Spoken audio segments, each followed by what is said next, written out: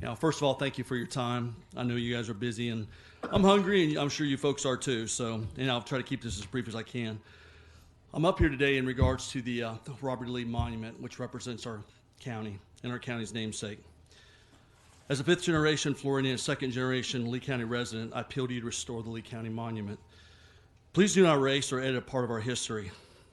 If many of you are students of history, you know that the Civil War didn't start mainly over slavery, but states' rights and Southern independence over an ever-growing federal government. Robert E. Lee was only defending his native state as he was concerned over an invading army.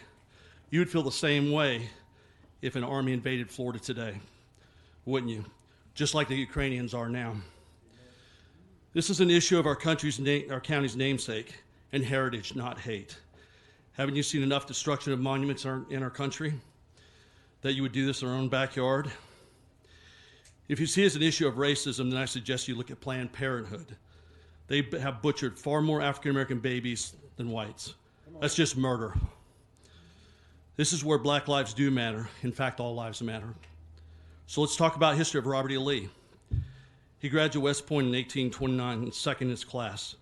Served the United States Army as well as during the Mexican War in 1846. 1852 to 1855, he was served as West Point superintendent. In 1861, he was offered command of the entire Union Army, but declined because he could not draw his sword against his home state. He freed his slaves in 1862 before the Emancipation Proclamation.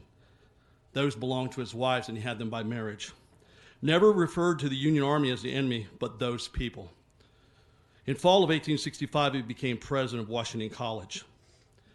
So now let's talk about the history we may want to consider tearing down, or maybe others would consider tearing down. Should we take Ulysses S. Grant off the $50 bill because his wife owned 2 slaves? Until the abolishment of slavery in 1865. Should we rename Washington, D.C. and change the dollar bill and rename the monument because George Washington also owned slaves? Should we tear down the Jefferson Memorial and remove any memory of Thomas Jefferson because not only did he own slaves, but slept and had children with some? Should we remove all monuments to John F. Kennedy since he was a known womanizer? Should we remove monuments to Martin Luther King because he was unfaithful with his wife? Should we rename Fort Myers because it was named after Abram C. Myers, Confederate Quartermaster General during the Civil War? Should we rename Summerlin Road because it was named after Jacob Summerlin, who drove cattle for the Confederacy to Ponderosa to trade gold with Cuba? Abraham Lincoln, at the beginning of the Civil War, wanted to preserve the Union at any cost, even if that meant keeping slavery. I say no to all these. All these monuments are important. Let's keep them. These are all part of our history. They're all Americans as well as Confederate veterans. They're all recognized as U.S. veterans by the federal government, so should we. Besides, let's build monuments to others, not tear them down. Let's all be constructive, not destructive.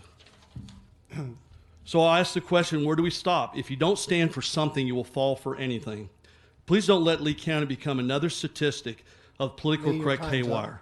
Please keep in mind, slavery was legal in 50 states until the abolishment of slavery in 1865. Sir, your time is up. I apologize. Okay. Thank you. Thank you. Thank you, sir.